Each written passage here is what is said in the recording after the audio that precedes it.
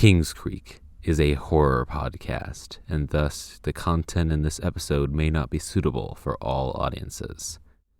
Listener discretion is advised.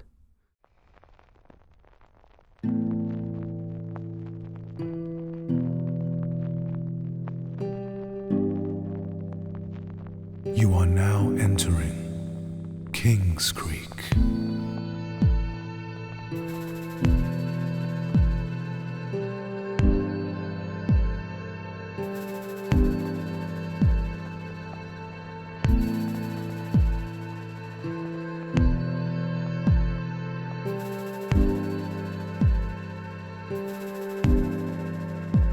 Episode 14, A Wet Chill.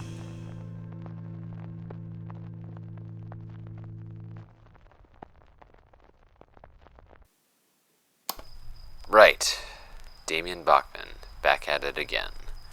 It's October 14th, 2008, and I'm going to try my hand at getting some more leads on Crimson. Yesterday didn't go great, but it's not like the great detectives gave up after one bad lead, right? No sir, not old Sherlock Holmes or Perry Mason or, I don't know, the Scooby Gang. Anyway, point is, I'm back outside the Misty Pond again.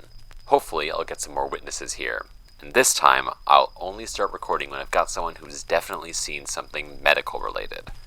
So, here goes. State your name, please. Rory Black, 28 years old, originally from Rainier, Oregon. No previous history of mental health or genetic disorders, type AB blood, and I'm currently sober. That was a lot of information. You said it had to do with medical stuff, right?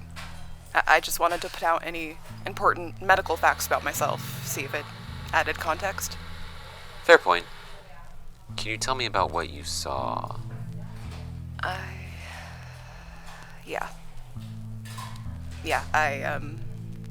I think I'm ready. Sorry if this takes a bit, but there's a lot. It's a cliche, but it does start with my childhood. My twin sister Irene and I were really close when we were kids. We did everything together, played together, ate together, slept in the same room. We were always in the same class, even did piano lessons together. We were two peas in a pod. So when she died, it affected me. I said I was from Rainier, right? That's not exactly true. I'm from that general area, but I'm not actually in the town itself. We grew up about a mile outside of town in a little farmhouse. There wasn't a lot of scenery, mostly trees, grassy fields, and a creek that led into the Columbia River about a mile away. It's a pretty big creek, mind you, around 10 feet wide and 5 feet deep at its lowest point. But the water moved pretty slow, so it seemed safe enough to swim in. So whenever the weather got warm, Irene and I would do just that. Every summer, 9 times out of 10, you would find us splashing around there, catching frogs and crawdads or making rudimentary pots out of clay in the bank. We had fallen into such a routine that we started to think the creek is completely safe. And maybe we should have known we were being reckless, but we were kids. I was a kid. I don't know what I could have done. One summer, when we were about 8, there was this rainstorm. It wasn't a little one either. It was one of those massive, powerful forces of nature that seemed to only happen during the spring or early summer. We got almost 10 inches of rainfall in just one day, if I remember correctly, and the winds were throwing all that downpour against the house, the trees, everything outdoors. That night we hunkered down in the house to wait out the storm. whole family gathering around a flashlight and telling each other ghost stories. Irene was the best at it, coming up with not only the scariest and most enthralling stories, but also twisting her face into delightfully creepy and paranoid and horrified expressions when she saw fit. It was especially funny because out of the two of us, she was a scaredy cat. That night was the last time I saw her when her face wasn't full of fear.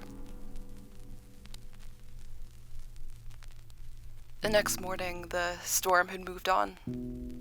There were freshly knocked over trees, and the house was decorated with dirt and grass from the field, but the sun shone brightly over the landscape all the same.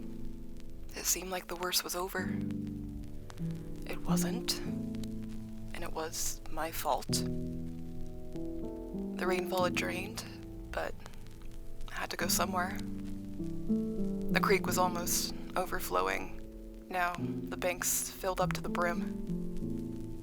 The creek had to be closer to 8 feet deep now, but it looked so calm on the surface. And as the sun rose in the sky, the heat started to beat down on Irene and I. She said that the creek was too deep. She didn't want to get in trouble with Mom and Dad. And I told her it was fine, badgering her until she finally agreed to come with me. We put on our swimsuits and swam out to the deepest part of the eerily still creek.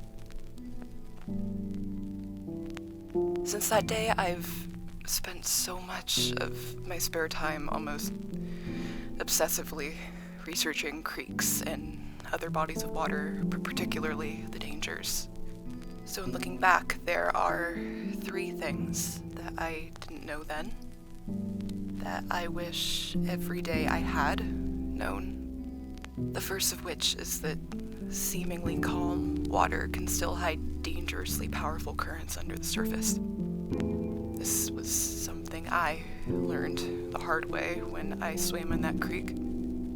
Felt my legs and feet being pulled downriver by what seemed like a powerful, invisible hand.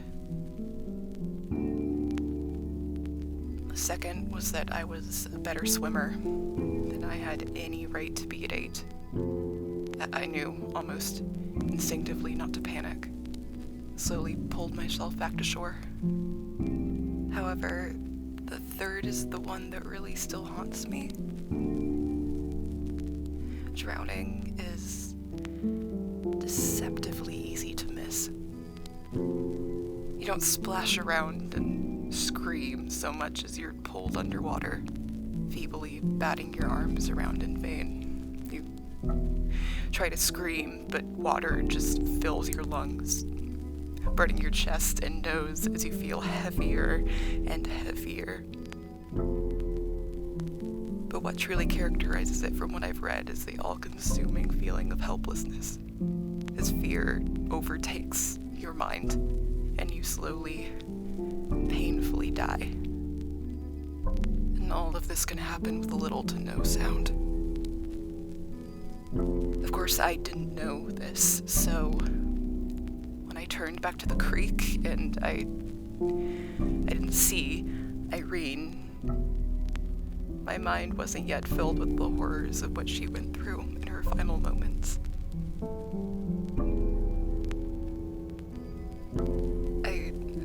I won't get into the fallout. It's not hard for you to imagine what effect losing my only sister and best friend had on me, or what losing a child did to my parents. I'll just say that we moved out of that house, away from that creek. But in many ways, it's still there. I'm still there. Especially after what happened recently. I'm new in town. You know, I work as a sanitation inspector for the government, and they send me on assignments all over the place in the Pacific Northwest. testing the water of lakes, rivers, ponds, you name it, looking for contaminants. You know how I said that that we were close to the Columbia River? Turns out that's a pretty disgusting one. What with all the pollution and boating junk. Happens a lot more than you think. Water is generally pretty dirty. Recently, I've been trying to fill out the blind spots on our map. Little lake towns that get overlooked, rivers that get passed over in sweeps, stuff like that. This week, it's taken me here, to Kingscreek. Specifically, Sorensen Lake. You probably know Sorensen Lake already. But did you know that it technically qualifies as a freshwater preserve? It's supposed to be safe for the townspeople in the event of some kind of drought. Not that that's likely to happen in this climate, but that's really not the point. Sorensen Lake has to be up to standard, and I was gonna make sure of that. At that point, the worst I thought I would find would be residual pollution from the heyday of the old lumber mill, or maybe even some strands of E. coli.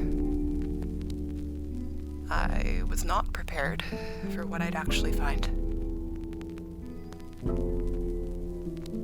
Yesterday, I went down to the lake for some basic preliminary quality testing, trying to find if there were any immediate health concerns like lead or other toxins. It was quiet out there. A thick fog hung over the lake's surface, obscuring the opposite bank besides one or two pine trees poking up through the top. It was chilly, but not overtly freezing. Nevertheless, it felt odd out there.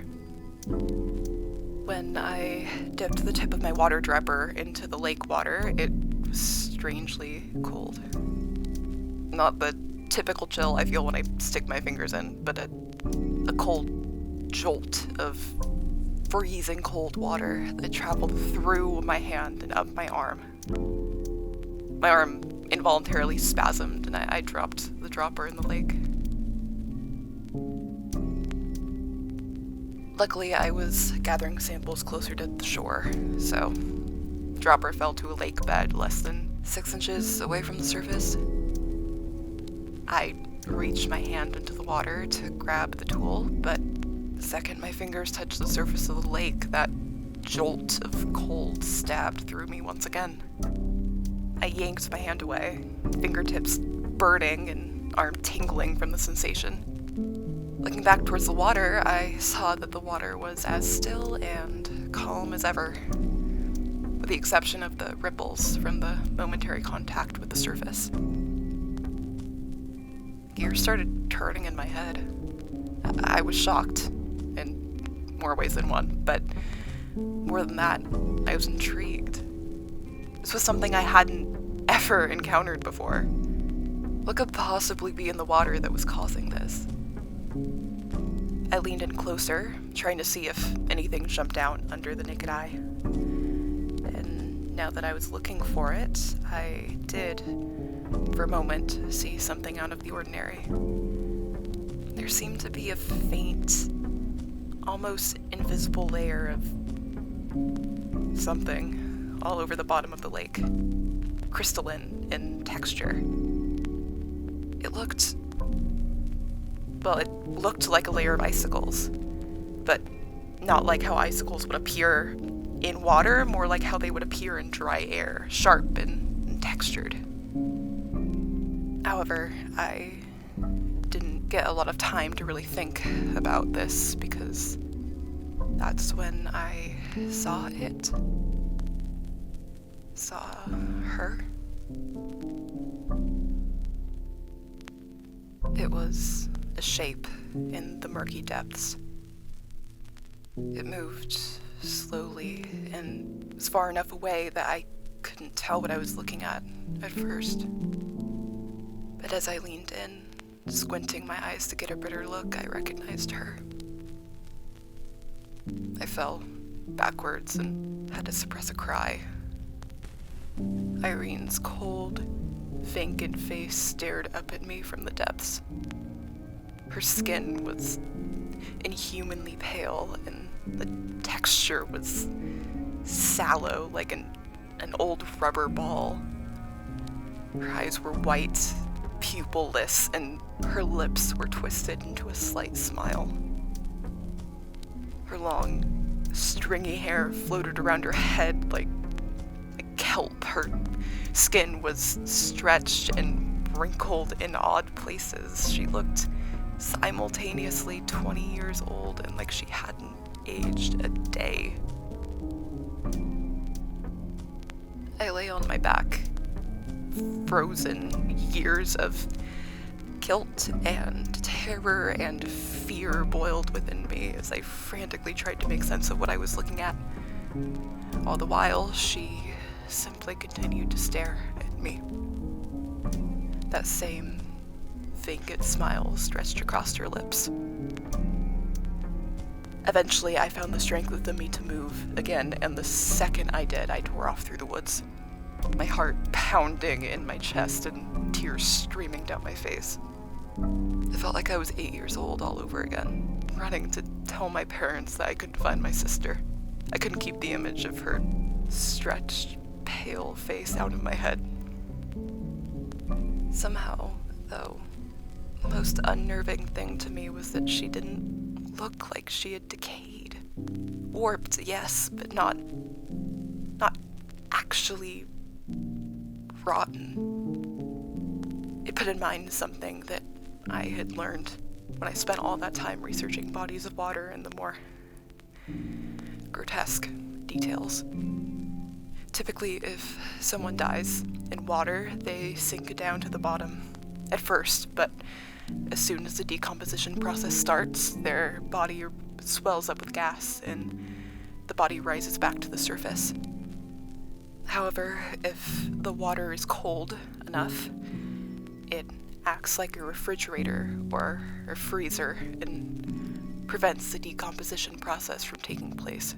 The body falls to the bottom and ever rises again, suspended for the rest of time. And coupled with the memory of the cold shock the water had given me, it was getting easier and easier for me to believe what I had seen was real. I'm currently staying at the motel downtown, and that was where I retreated to last night. I was so shaken from what I had seen that I didn't feel like it was safe for me to even leave my room. So I locked myself in there, trying to keep busy by watching something on the ancient TV set or by rereading the regulation binders I keep on hand whenever I'm on assignment. But the colors on the TV all melded together and the letters on the page turned into mush as my mind continued to drift back to the lake. It ate away at me as the hours ticked by. Soon it was dark, and while I had no appetite, I figured I should at least eat something. So I called the front desk and ordered the cheapest burger I could off room service. Shortly afterwards, there was a slow, methodical knock at my door. While I was still on edge, for some reason, I didn't think anything of it and went to open the door. And for the second time that day, I froze. Irene was standing in the hallway, soggy, dripping hair framing her pale face as water poured all down her body. I could see now that her face wasn't the only part of her that had been warped. She carried herself at an odd angle, not quite a lean, not quite a slouch. Her legs and feet were crossed, and one leg was longer than the other. She wore the same blue one-piece swimsuit she had the day she died. And though it was faded, the printed fish nearly invisible. But the most striking thing for me was that she was at my eye level. Her body was unnaturally long, like she was a clay figure of a little girl that had been roughly stretched to the height of an adult. As I stood there, shaking as she tilted her head. And something happened that I don't know if I'll ever be able to get the image out of my head. She grinned. The second her lips parted, a new wave of water gushed out of her mouth, bringing with it rocks, kelp, some tadpoles, and what looked like bits of her. Her mouth was black, the teeth stained and dull. She tried to say something, but all that came out was a strange, high-pitched gurgle. An aroma of sickly sweet rot washed over me. I was overwhelmed with emotion. Blood rushed through my ears. I started to hyperventilate, and the edges of my vision grew fuzzy and dark as I tried desperately to keep my balance. I lost the battle of gravity and felt my consciousness leave me. When I came to, I was on the ground in front of my hotel room. A small group of hotel attendants were gathered around me, trying to bring me back to life. There was no sign of Irene. No sign. Except for the damp, sickly sweet smelling area of carpet 2 inches from my head.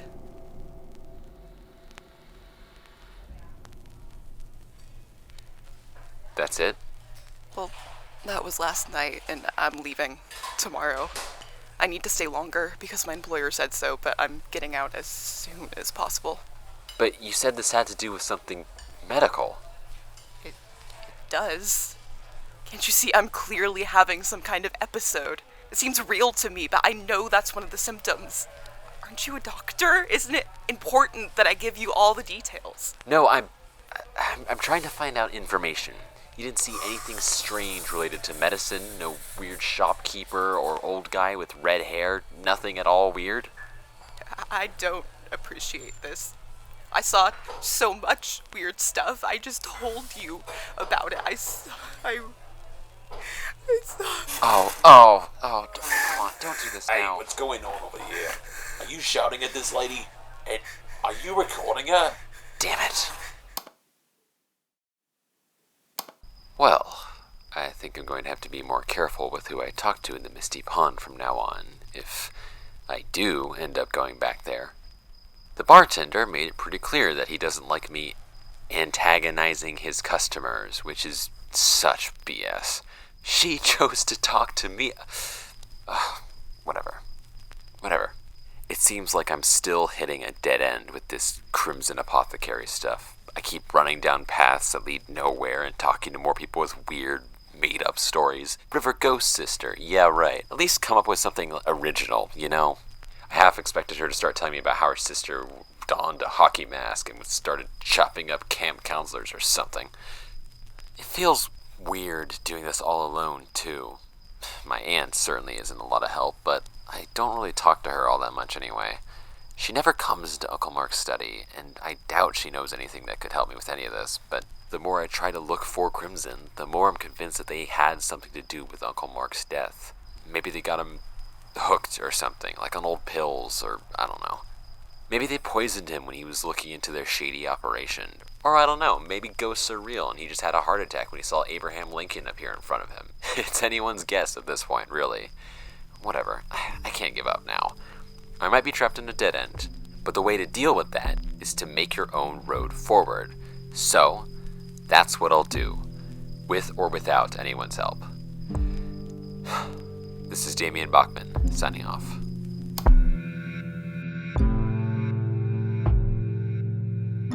Today's episode of Kingscreek was written and performed by Thomas S. Dennis, with additional voices by Cydney King. It was produced by James Makepeace, and the score was composed by Kai After Kai. Script supervision is provided by James Makepeace and Ryan Kennedy. Our cover art is by CyberGrapeUK, and our social media manager is Ryan Kennedy. All episodes are a production of Tracer Magnum Entertainment. If you'd like to support the show, rate and review us on Spotify, Apple Podcasts, Castbox, or whatever service you use to listen to our show. It helps tremendously and ensures we're seen by more and more of the unsuspecting public. If you'd like to get in touch with us or become involved with the community, Join our Discord server, post on the r/Kingscreek subreddit, or follow us on Blue Sky, Instagram, TikTok, and Tumblr, all under the handle @KingscreekOfficial. Share with your friends, family, or anyone else you want to ensnare in our web. And above all else, thank you for listening.